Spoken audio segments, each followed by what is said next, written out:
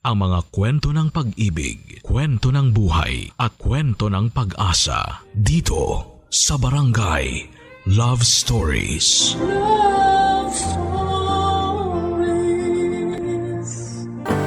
Parte na ng buhay ang pagkabigo at mga kalungkutan. Ngunit hindi lamang ang mga ito ang magdidikta sa ating kapalaran dahil ultimo masasalimuot na bagay ay may katapusan. Ikaw, kabarangay, sinubukan na ba ng pagkakataon? Dear Papa Dudut, naranasan nyo na ba na mabigo sa pag-ibig? Up to the point na hindi na kayo naniwala sa kapangyarihan ng pana ni Cupido dahil kota na kayo sa heartbreak.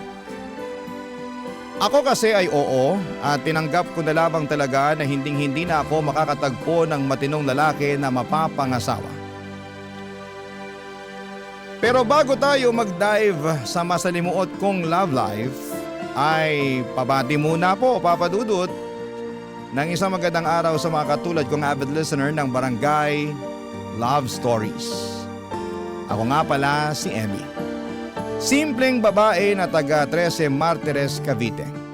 Kaka 36 ko lamang this year at kasama ko sa munti naming tindahan ang maganda kong Mamas Celia na fan ni Papa Dudut. Sa katunayan ay siya ang humimok sa akin na magpadala ng sulat sa inyong istasyon upang may pangalandakan ko raw sa buong Pilipinas ang aking love story. Kagaya ng sinabi ko kanina ay medyo hindi talaga ako sinuswerte pagdating sa aspetong yon ng buhay ko. At ang mama ko nga ang saksi sa bawat luha na iniiyak ko, sa bawat maling lalaki na nakikilala ko.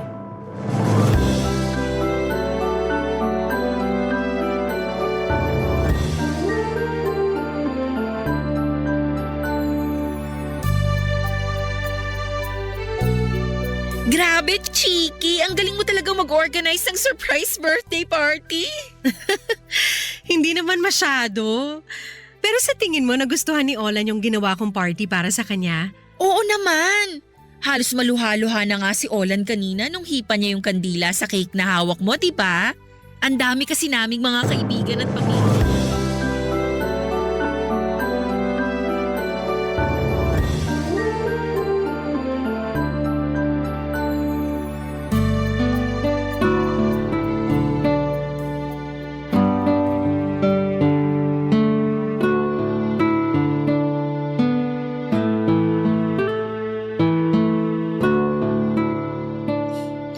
Tapos ayun, nagkahulihan na kaming tatlo.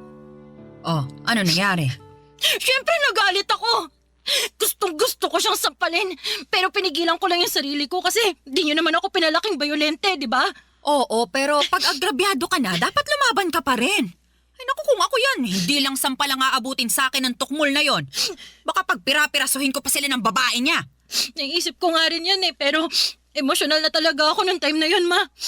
At saka, imbis na gawin sa kanila yun, di iniyak ko na lang. Pero nagawa ko pa rin naman siyang papiliin kung ako ba o yung babae niya. Kaso, yung babae niya yung pinili niya. Tahan na anak. Baka pag may pumasok na customer, mapagkamalan kang inaabuso dyan. Akala ko ba naka-close yung signage ko sa lunch break? Ay, oo nga pala. Ay, oo siya, sige na. Umiyak ka lang dyan. Ilabas mo lang lahat-lahat ng hinanakit mo kaysa naman maipon pa't bumigat ang dibdib mo. Oh, nandito lang ang mama mo. Kakampi mo ako. Salamat, ma. Pero ang sakit-sakit lang talaga eh. Akala ko kasi siya na, pero hindi pa rin pala. Akala ko iba siya sa tatlo kong ex na niloko lang din ako. Pero mas masaway pa pala siya. Sobrang sakit ng ginawa niya sa akin, ma. Durog na durog ang puso ko. Hindi lang naman ikaw ang tininaydor ng tukmol na yon. Ako rin nanay mo. Kasi naniwala ako at nagtiwala sa intensyon niya at pagmamahal sa'yo.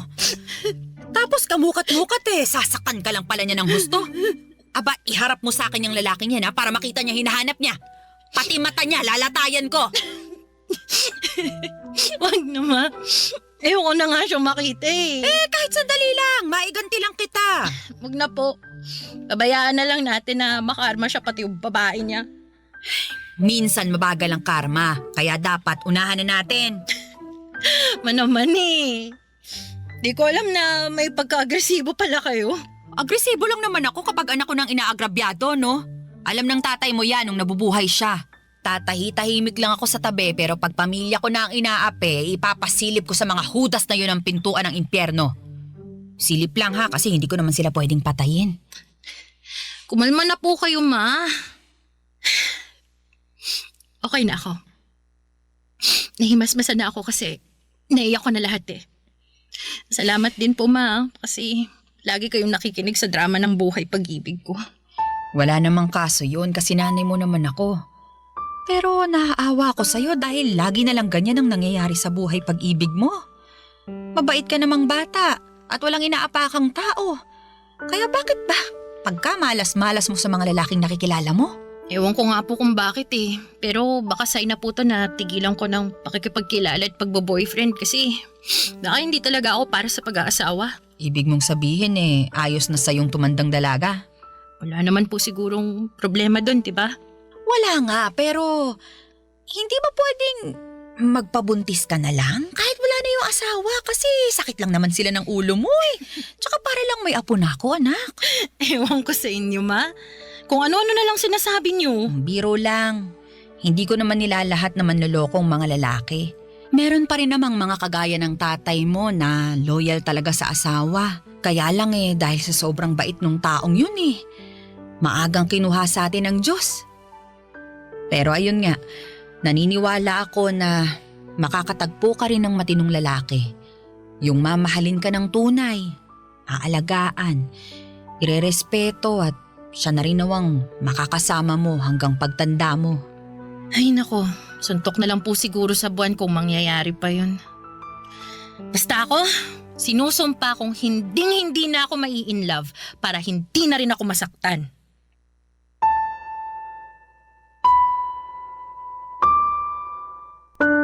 Papa Dudut, that was 2017 before pandemic.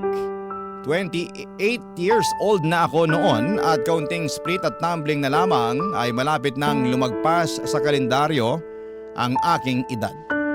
Nakaapat na boyfriend na rin naman ako simula makapagtapos ako sa kolehiyo pero lahat sila ay may common denominator at yon ay ang pagiging unfaithful nila. Kaya nga pagkatapos ng huli kong heartbreak ay sumumpa ako sa harapan ng nanay ko with matching pa-cross my heart pa na hindi ako mai-in love. Kaya naman binuhos ko na lamang ang lahat ng panahon ko sa munti naming negosyo. Mayroon kasi kaming mini grocery at bigasan. Kami lang ng mama ko ang namamahala noon simula nang namatay ang papa ko at yun na talaga ang main source of income namin. Lalo na noong nag-resign ako sa trabaho matapos kong ma-burn out. Sa kakailangan din kasi ni mama ang aking tulong. Mabilis na lumipas ang 5 buwan. Masasabi kong okay naman ang takbo ng lahat hanggang sa may asungot na dumating sa buhay ko na ang pangalan ay Nolan.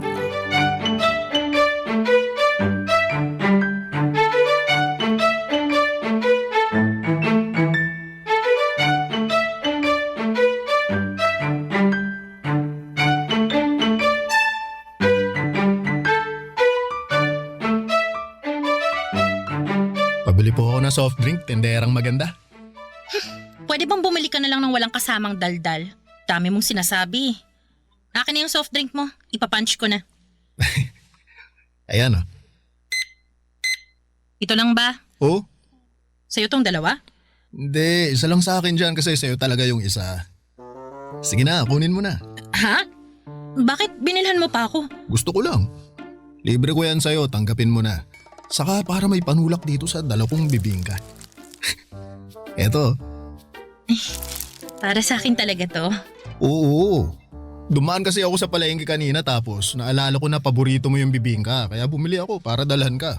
Sakto, 3:00 na ng hapon, pang merienda mo. Ikaw talaga. Nag-abala ka pa. Wala yun, ikaw naman. Saka alam mo naman na masaya ako pag nakikita kang kumakain, di ba? Bigla na lang ako nabubusog. Naku, ang corny mo naman. Pero salamat dito Na-appreciate ko. Pero ang dami naman ito. 3 bibingin ka pa talaga. Kasi kay mama mo yung isa. Sa'yo yung 2. Di ko pa rin to mauubos kaya tagisa na tayo. Sige na. Kunin mo na to kasi mukhang wala kang pambara dyan sa soft drink mo Sige na nga, pero pwede ba akong magmerienda rito sa tindahan niyo para sabay na tayo? Ay, pwede. Para naman hindi na malungkot tong anak kong kumakain mag-isa. Ma, hindi naman ako malungkot Sus! Malungkot ka kaya kapag wala si Nolan. Ay sige na, doon na muna kayo sa may loob kumain. May mesa doon. Ako na muna magkakaharito. Doon na.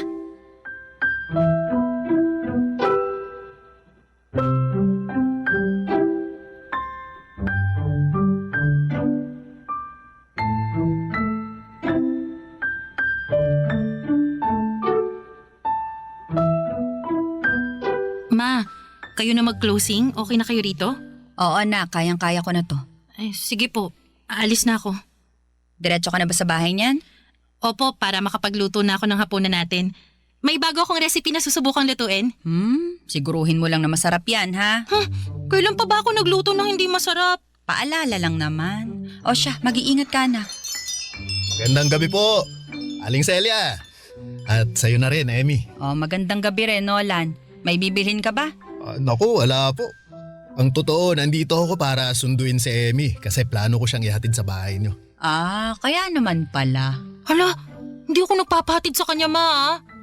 Paano mo nalaman na uuwi ako ng ganitong oras, ha? Paanong nalaman nabanggit mo kaya kanina nung nagmemeryenda tayo. Sabi mo, uuwi ka ng maaga kasi magluluto ka.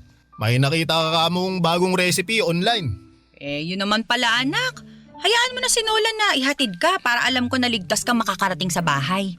Naku, baka saan mo ko dadalhin, lagot ka talaga sa akin. Aling Celia, yung anak niyo mukhang may iba pang gustong puntahan, no? Hoy, tumigil ka nga. Wala po ako ibang gustong puntahan, Ma. Ay, wala naman akong sinabi Tsaka malaki ka na. At may tiwala naman ako dyan kay Nolan. Oo, narinig mo yun? May tiwala sa akin mama mo. Pangako po, Aling Celia. Iingatan ko ang anak niyo at ihahatid ko siya ng ligtas sa bahay niyo. Papa Dudut, nagtatrabaho si Nolan bilang construction worker sa isang commercial building na ginagawa di kalayuan sa aming tindahan. At palagi sila ng mga kasamahan niya na bumibili na makakain at maiinom sa amin. Masasabi kong mabait si Nolan, Papa Dudut, magalang, lalo na sa mga nakakatanda, kaya nga tuwang-tuwa sa kanya ang mama ko. Bukod doon ay gentleman din siya at asikasong-asikaso niya ako, lalo na sa tuwing inihahatid niya ako sa bahay namin. May kalayuan din kasi ang tinitirhan namin ni Mama sa tindahan namin at maraming aso sa daanan. Kaya naman very thankful ako kay Nola noon kasi siya ang nagiging pananggalang ko. Biro lang. That time, 1 buwan na akong nililigawan ni Nolan. Alam ko na sumumpa ako noon na hindi na mai-in love. Pero ibang atake ng pagdating ni Nolan sa buhay ko. Hindi kagaya ng mga ex-boyfriend ko ay hindi bumilis ang tibok ng puso ko at wala akong nakitang imaginary fireworks nang magtama ang aming mga paningin. Sa halip ay pagkayamot ang naramdaman ko matapos niyang kindatan agad ako. Pero nung unti-unti ko na siyang nakikilala, ay pawang kapayapaan na ng puso ko ang dala niya sa aking buhay, Papa Dudut. Barangay Love Stories. Barangay Love Stories. At dahil nga sa pagiging maginoo ni Nolan ay nagka-developan kami, Papa Dudut. Oo, nagustuhan ko rin naman siya, pero ayaw ko naman agad ibigay ang matamis kong oo sa kanya nang hindi niya pinaghihirapan yon. Ano siya, sinuswerte? Kaya nga sinabi ko na kung gusto niya akong maging kasintahan ay ligawan muna niya ako. Bagay na ginawa naman niya at ipinagpaalam na rin sa mama ko. Sa loob ng 1 buwan na panliligaw ni Nolan ay nakilala ko siya ng husto. Nalaman ko na taga Agusan del Sur ang kanya at doon siya pinanganak at lumaki. Pero dahil sa hirap ng buhay, ay sumama siya sa kanyang tiyuhin noong lumawas ito sa Maynila. Bago siya naging construction worker ay marami na ring trabaho ang pinasok ni Nolan, pero dahil sa contractual lamang siya, kaya panandalian lamang ang mga ito. Sa totoo lang ay walang kaso sa akin ang pagiging construction worker niya, pero sa ibang tao ay meron, Papa Dudut.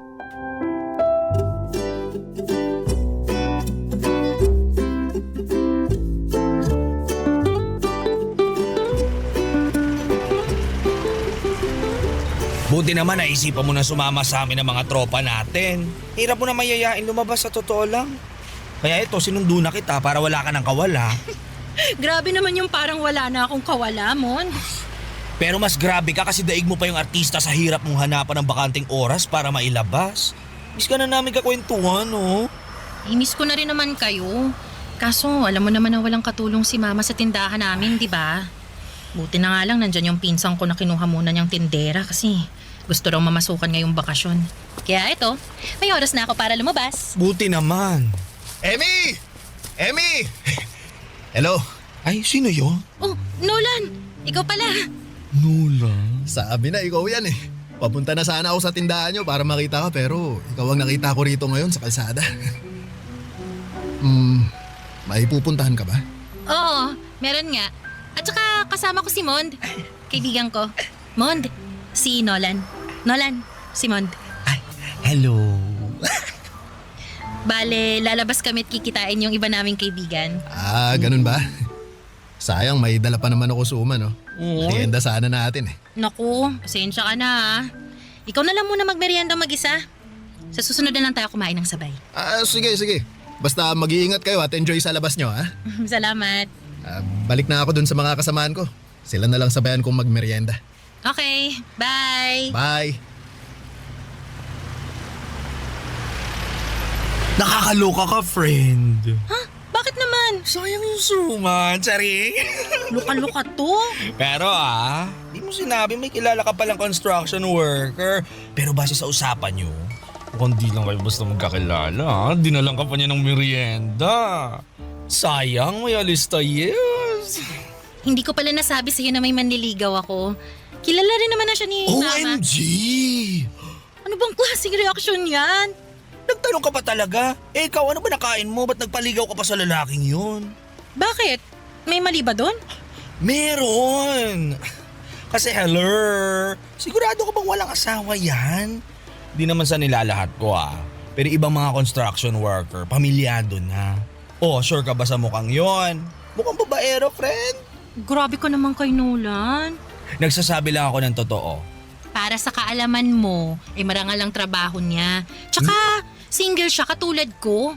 Tingin mo papayag ako magpaligaw sa kanya kung pamilyado na siya? Isip-isip din friend ha. Nag-iisip ako, no? Nag-iisip ka nga. Puro naman masasama.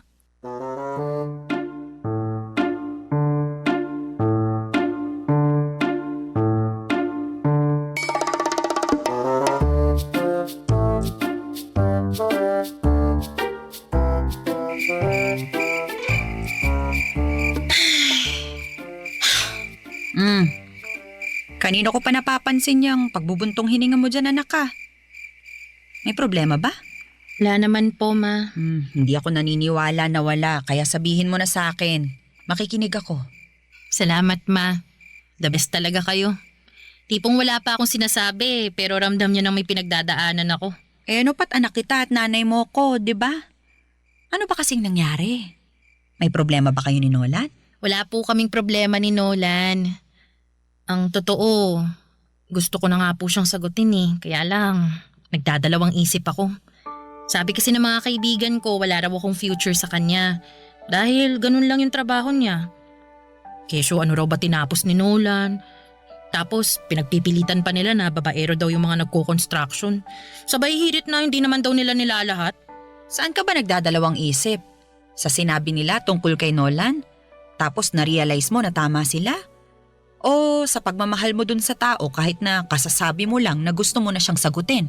Hindi naman po sa nagdadalawang isip ako. Katunayan, sigurado po ako na mahal ko na si Nolan. Alam ko na gusto niyo rin naman siya para sa akin kasi mabait siya, gentleman, marespeto at makikita niyo talaga na mahal niya ako. Oo nga. Kaya lang, nalulungkot lang talaga ako dahil ganun yung tingin sa kanya ng ibang tao. Lalo na ng mga kaibigan ko. Ibig mong sabihin, nag-aalinlangan ka kasi ano na nga lang ba ang sasabihin ng iba sakaling sagutin mo siya. Tama? Ganun na nga po, ma. Pero hindi naman silang nasa relasyon, anak. Kayong dalawa ni Nolan. At wala naman silang alam sa mga bagay na nagawa at naiparamdam sa'yo ni Nolan. Kung may alaman sila, mababaw lang. Kakaunti, kumbaga. Kasi ikaw yung lubos na nakakakilala sa kanya. Dapat talaga tinitikom na lang nila ang mga bibig nila kung wala naman silang mabuting sasabihin. Maling-mali ang manghusga lalo na kung ang basihan lamang nila itsura at estado ng isang tao. Hindi naman tayo pare-pareho ng kapalaran. Kaya anak, kung mahal mo si Nolan, huwag kang matakot ituloy anuman ang meron kayo. Kasi ang importante, masaya ka. Masaya kayo. Yun lang ang isipin mo at wala nang iba.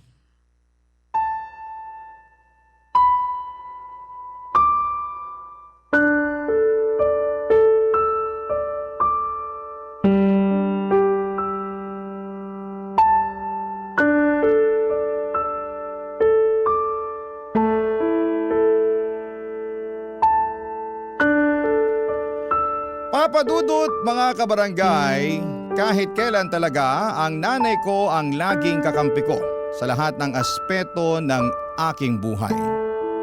Nariyan siya para bigyan ako ng gabay.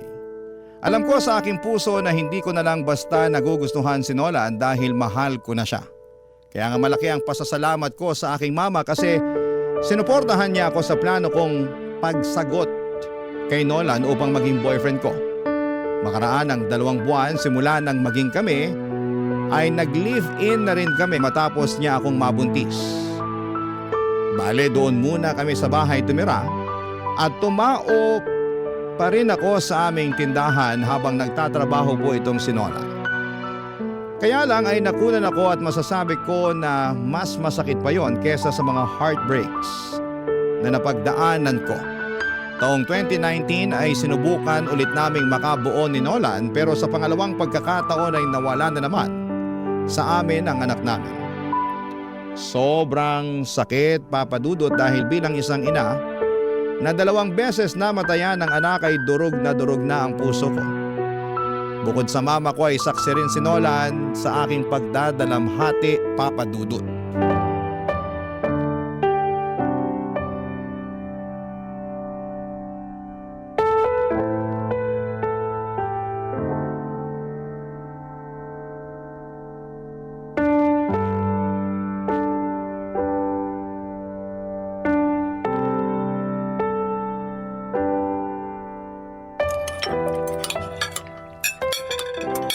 Oh, bakit hindi ka kumakain, mahal? Ang sarap-sarap ng luto kong sinigang, di ba? Paborito mo yan? Oo nga, pero hindi ko malasahan eh. Nako, ay sakit ka ba? Wala, pero wala lang din akong ganang kumain. Di nga ako gutom kaya matutulog na lang siguro ako. Teka, mamaya ka nang umalis, mahal. Bakit ba? Anong bakit ba? Kanina ka pa hindi kumakain tapos sasabihin mo hindi ka nagugutom? Totoo namang hindi pa ako nagugutom. Sa lagay marunong ka pa sa tiyan ko. Hindi naman sa nagmamarunong ako pero bakit ka ba kasi naiinis dyan? Nagtanong ka pa. Sinong hindi maiinis sa kakulitan mo? Saan ka nakakita ng pinakain kahit busog? Sige nga. Nag-aalala lang naman ako sa'yo bilang asawa mo. Pues hindi ko kailangan ng pag-aalala mo. Kaya kong sarili ko. Oh, bakit ka ba sumisigaw? Nakakainis ka kasi. Alam mo, buti pa maghiwalay na tayo. Ha? Ano bang sinasabi mo dyan? Sabi ko maghiwalay na lang tayo. Kasi wala namang saysay yung pagsasama natin dahil wala tayong anak. Di ba? 2 beses na akong nakunan. Ibig sabihin walang kakayahan ang lintik na matres na to na magdala ng bata. Kaya laging nalalaglag at nawawala sa atin. Kaya naisip ko na baka ayaw talaga tayong bigyan ng anak. Kaya nga hiwalayan mo na lang ako para makahanap ka ng babaeng kaya kang gawing tatay. Bakit ko naman gagawin yun? Mahal kita. Hindi ka ba nakikinig? Hindi nga kita kayang gawing tatay. Hindi kita kayang bigyan ng anak kasi nga may problema yata tong matres ko. 2 anak na natin yung nawala sa atin, Nolan. At kahit na gustuhin ko pang subukan ulit natin, Natatakot na ako baka maulit lang yung nangyari. Ang sakit-sakit sa akin. Bilang isang babae na umaasa na magiging nanay tapos sa isang iglap mawawala na lang sa sinapupunan ko yung anak natin. Na minsan ko naramdamang buhay na buhay sa loob ko. Kaya nga tinanggap ko na lang na hindi tayo magkakaanak eh. Kaya hindi kita pipiliting samahan ako sa buwisit na sitwasyon na to. Ako ang pumili na samahan ka at manatili sa tabi mo dahil hindi lang naman pagkakaroon ng anak ang habol ko sa relasyon natin, Emmy. Mahal na mahal kita at hindi ko kayang mabuhay na wala ka sa piling ko. Baka nasasabi mo lang yan sa ngayon. Pero babawiin mo rin yan pag tumagal.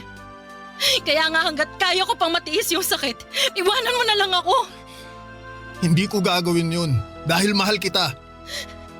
At kapag mahal ka ng isang tao, di ka nila iiwan anuman ang mangyari. Ewan ko sa'yo, Nolan. Bakit bang tigas ng ulo mo? Makinig ka naman sa akin, oh. Binibigay ko na nga sa'yo yung kalayaan mo kasi ikaw meron ka pang pagpipilian. Pwede ka pang magkaanak. Samantalang ako hindi na. Ayoko nang magkaanak kung hindi naman kita makakasama.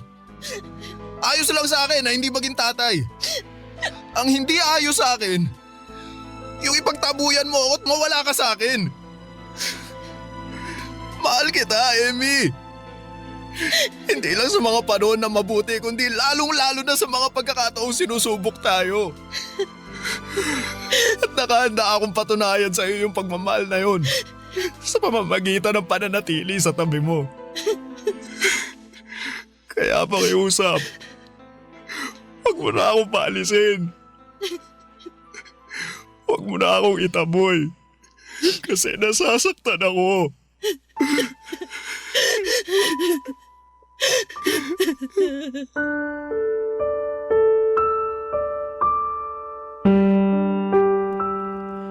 Papadudot kahit kailan ay hindi ko pinagdudahan ang intensyon at pagmamahal sa akin ni Nolan. Alam ko na malinis yon at mapagkalinga, kaya nga ibinibigay ko sa kanya ng buong buo ang puso ko, ngunit lalo ko lamang napatunayan ang pagmamahal ni Nolan noong subukin na kami ng pagkakataon. At habang dumaraan ako sa pagluluksa ay alam ko na ganun din siya bilang tatay ng mga bata. Kaya nga hindi kami umalis sa tabi ng isa't isa. Bagkos ay kinabig namin ang aming sarili upang damayan ang bawat isa. Noong taong ding yon, makalipas lamang ang 3 buwan ay nagpakasal kami ni Nolan, Papa Dudut. Simple lamang ang naging seremonya at sa Huwes lamang kami kinasal. Kaunti lang ang aming bisita at walang masyadong naganap na programa sa reception. Ngunit ipinangako sa akin ni Nolan na hindi niya ako iiwanan habang buhay at pakamamahalin. Barangay Love Stories. Barangay Love Stories. Papadudot dahil nga kasal na kami ni Nolan ay pangarap na naming makapagbukod ng bahay. At kahit na ibig sabihin noon ay maiiwang mag-isa ang mama ko sa tinitirhan namin, ay muli pa rin niyang sinuportahan ang desisyon naming mag-asawa. Pero dahil wala pa kaming sariling bahay ay nagrenta muna kami ng apartment na malapit lang din sa tindahan namin na pinapasukan ko, Papa Dudut. Tulad ng dati ay nagpaka-busy ako sa pagtatrabaho at kinuha ko na rin yung pagkakataon upang libangin ang aking sarili. Pag-uwi ko naman sa apartment namin ay nag-asikaso ako ng hapunan namin ni Nolan. Masasabi ko na napakasipag ng Mr. Kung yon dahil halos siya na ang kumikilos sa paggawa ng mga gawaing bahay pagkatapos naming kumain at bago matulog. Siya rin ang naglalaba ng mga damit namin tuwing day off niya at pagkatapos ay hindi siya pumapalya na ilabas ako para makapasyal naman kami. Kaya nga masaya at kontento ang puso ko kahit kaming dalawa pa lamang.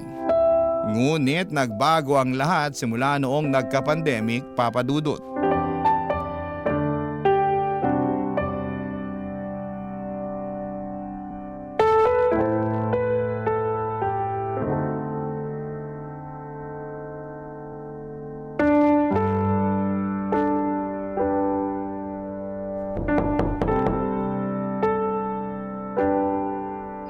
Nandiyan na! Ay, mahal. Hello, mahal. Ako nang bahala mag-disinfect ng sapatos mo dyan sa labas.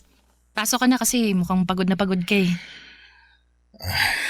Oo nga, hinahanap na ng puwet ko yung upuan eh. Upo ka muna tapos mag-spray ka ng alcohol. Isasara ko na muna tong pinto. O, sige. Gusto mo ng tubig? Mamaya na, di naman ako nauuhaw. Pero pwede bang mag-usap tayo kasi may sasabihin sana ako. Ano yun? Teka, uupo muna ako. Tungkol saan ba yung pag-uusapan natin? Medyo kinakabahan yata ako, mahal. Pasensya ka na ha. Kasi hindi magandang balita itong sasabihin ko eh. Ano nga kasi yun? Simula bukas, wala na akong trabaho. Ha? Bakit naman? Postpone yung proyekto namin dahil sa pandemic. At di naman daw kami kayang swelduhan ng amo namin nang wala kaming ginagawa. Sabi nila ipapatawag na lang daw kami pag naging maluwag na yung quarantine pero sino ba naman ang nakakaalam kung kailan mangyayari yun, di ba? Saka tinapat na kami ng forma namin na baka matagalan pa yun kaya mabuti pa maghanap-hanap na raw kami ng ibang mapagkakakitaan. Nako, ang hirap pa naman maghanap ng bagong trabaho ngayon dahil sa higpit ng quarantine. Oo nga, pero hindi naman tayo pwedeng tumigil at umasa na lang sa ayuda ng gobyerno dahil matagal pa yun. Kaya nga may naiisip akong gawin kaso hindi ko alam kung paano ko sisimulan. Sige lang, sabihin mo sa akin, baka makatulong ako. Gusto ko sanang mag-apply na rider. Yun bang nagde-deliver ng pagkain at kung ano-anong pasabay na pwedeng bilhin sa labas? Uso naman yun ngayon, lalo kailangan ng mga tao dahil nga limitado pa yung pwedeng lumabas, di ba? Kaya lang, ang problema wala akong motor eh. Naisip ko namang hiram sa tsuhin ko pero hindi pa ako nakakapagsabi. Kaya lang, sabi mo nga, di ba? Uso yun ngayon kaya baka ginagamit din ng tsuhin mo yung motor niya. Ay, buti pa, kay mama tayo manghiram. Hindi ng motor kasi wala naman siya nun eh. Yung pera pambili ng motor, kahit yung mumurahin lang. Uy, naku, wag na. Nakakahiya naman sa mama mo, mahal. Hindi yun. Akong bahala. Tsaka sigurado naman ako na maiintindihan ni mama yung sitwasyon eh. Subukan lang natin. Kung may papahiram siya, edi salamat. Kung wala, salamat pa rin. Ay, kunin ko lang yung cellphone ko. Tawagan ko siya.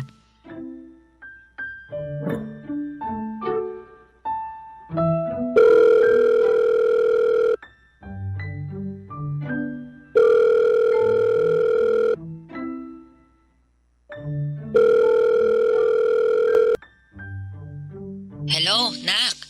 Hello ma, kumusta po kayo? Ayos naman ako dito. Kayo ba dyan? Nako, ayos lang din naman po pero may problema kasi kami. O ano yun? Nawalan po ng trabaho yung asawa ko gawa nitong pandemic. Pero plano niya sanang maging delivery rider. Kaya lang, alanganin kami kung makakahiram siya ng motor sa tiyo niya. Kasi nga, baka ginagamit din nun, di ba? Tama naman. Naisip ko, baka pwede kaming mangutang sa inyo ng pambili ng motor, ma. Babayaran din naman namin paunti-unti para lang merong magamit si Nolan. Mahal, pwede ko bang kausapin si mama? Excuse me lang po, ma. Kausap ko na siya, mahal. Sinabi ko na sa kanya yung sitwasyon. Narinig ko naman yun pero ako na ang kakausap sa kanya. O sige, ito na yung cellphone ko. Salamat. Hello po, ma.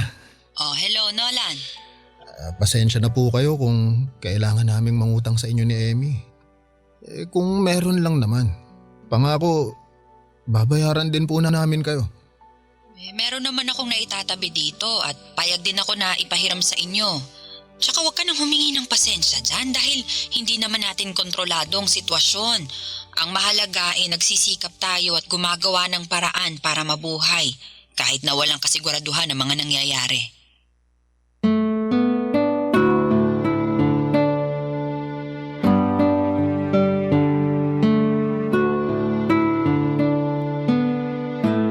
Papadudot malaki ang naging epekto ng pandemic hindi lang sa amin ngunit sa karamihan ng mga Pilipino na naghahanap buhay. Naparalisa talaga nito ng husto ang kabuhayan natin ngunit hindi nawala ng pag-asa ang asawa ko dahil madiskarte siya. Malaki rin ang pasasalamat ko sa aking nanay na nagpahiram sa amin ng pera upang maipambili niya ng motor na siyang ginagamit niya sa pagdi-deliver. Sobrang sipag at tiyaga ng asawa ko sa ginagawa niya. Kaya bilib na bilib ako sa kanya. Laging sinasabi sa akin ni Nola na gagawin niya ang lahat. Maibigay lang sa akin at sa magiging anak namin ang aming pangangailangan. At nakita ko talaga kung gaano siya ka-dedikado at ka-determinado. Bagay na lagi kong pinagmamalaki sa mama ko. Alam ko na nasa tamang lalaki na ako kaya masayang masaya ko. Isang gabi habang malakas ang buhos ng ulan, sa labas ay mayroong nangyari na masasabi kong nagpabago ng husto sa buhay naming mag-asawa, Papa Dudut.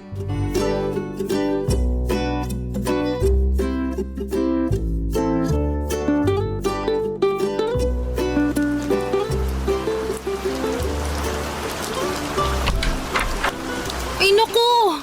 Basang-basa ka na sa ulan, mahal. Oo nga eh. Ang lakas, hindi kinaya ng kapote ko kaya umuwi na lang ako. Sayang tuloy yung extra na kikitain ko. Hayaan mo na muna yun kung ganyan naman kadelikado sa labas. Tsaka siguradong wala rin namang o-order dahil maaawa naman sila sa mga rider na susuong sa napakalakas na ulan na yan, no? Ay, teka. Kuha ko ng tuwalya para makapagpunas ka na.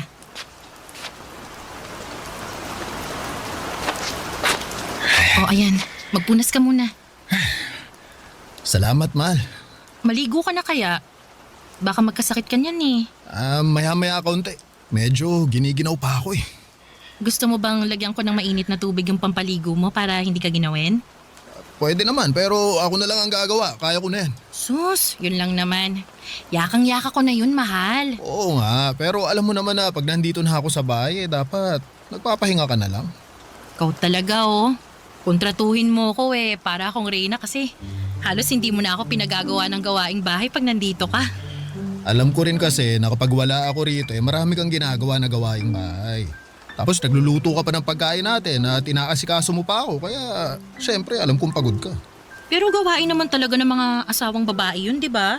Ang maglinis ng bahay, paglutuan ng pagkain, at asikasuhin ng asawa nilang lalaki. Oo, pero kapag kaya naman ng mga asawang lalaki, sila na ang gumawa. Hindi naman pambabae lang na gawain ng mga gawaing bahay, di ba? Kaya stay put ka lang dyan. Magpahinga ka at ako na ang mag-iinit ng tubig maya-maya. Oo, sige. Pero hindi naman ako pagod ngayon eh. Hindi ako masyadong gumawa ng gawaing bahay, mahal. O mabuti yun kasi nung isang araw naglampaso ka ng sahig at nagkuskus ng mga dumi-dumi dyan sa pader natin. Oo, kasi alam mo namang ayoko sa marumi. Kaya nga. Pero may rason talaga kung bakit hindi ako nagpapakapagod ngayon. Kahit na may mga gawaing bahay pa akong dapat gawin. O, teka, bakit? May sakit ka ba? Masama pakiramdam mo kaya hindi ka nagkikikilos? Hindi ah. O, kalmahan mo lang. Wala akong sakit pero tama ka na masama ang pakiramdam ko simula pa kaninang umaga. Sa katunayan, pabalik-balik nga ako sa lababo kasi naduduwal ako. May nakain ka bang nagpasama sa sikmura mo? Saka hanggang ngayon ba? Masakit ba yan tiyan mo? Sabihin mo sa akin, mahal, para itatakbo na kita sa ospital agad. Kasasabi ko lang na kalmahan mo, di ba? Paano ako kakalmay ka mo? Nagsusukat, naduduwal ka. Teka ha? Anong nasa isip mo? Pwedeng mali eh, pero baka lang naman tama. Sige, ano nga yun? Buntis ka ba? Naku, sagutin mo na, mahal. Para kung hindi, itatakbo na talaga kita sa ospital. Hoy! Hindi mo na kailangan gawin yun kasi ayos lang naman ako.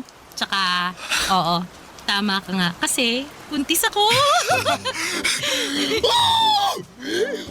Magiging tatay na ako! Ang saya-saya ko! Ako rin naman, mahal. Masayang-masaya rin ako pero hindi ko pa rin mapigilang mag-alala kasi baka maulit lang ulit yung mga nangyari dati. Natatakot ako pero mas nananaig pa rin yung kasiyahan kasi nga magkakaanak na tayo. Amy, natatakot din ako pero ipagpasa Diyos na lang natin ang lahat. Gawin pa rin natin yung makakaya natin para maalagaan natin si baby habang nasa tiyan mo pa. Pero syempre, kagustuhan pa rin ng Diyos ang masusunod. Oo, alam ko, mahal. Basta tanggapin na lang natin ano man yung mangyari. Pero umasa pa rin tayo na sa pagkakataong to eh. Sana mabigay talaga sa atin ng Diyos yung regalo na matagal na nating hiling. Oo nga, mahal. Sana nga.